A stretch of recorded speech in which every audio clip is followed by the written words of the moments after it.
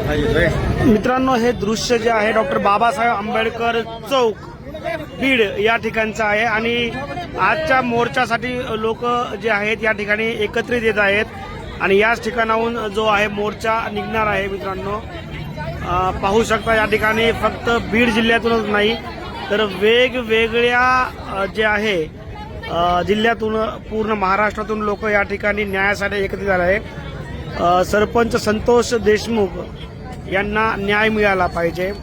वाल्मिक कराड यांच्या आर्थिक व्यवहार व संपत्तीची ईडी मार्फत चौकशी करण्यात यावी. संतोष देशमुख यांच्या हत्येमागे वाल्मिक कराडला हत्येच्या गुन्ह्यात आरोपी फाशी देण्यात यावी. अशा वेगवेगळ्या मागण्या ज्या आहे या ठिकाणी लोकांनी या ठिकाणी मांडलेल्या आहेत आणि पाहू शकता काळे झेंडे, काळे कपडे, काळ्या रिबिन्स, काळ्या साड्या लोकांनी म्हणजे या ठिकाणी निषेध व्यक्त केलाय. दुसरा महाराष्ट्रात जे संतोष देशमुख सोबत झालं ते महाराष्ट्रात कधीच कोणासोबत होऊ नये पुन्हा, यासाठी हा मोर्चा आहे. आणि संतोष देशमुखाच्या कुटुंबाला तेव्हा त्यांचं कुटुंब नाही, ते आता आपलं कुटुंब आहे.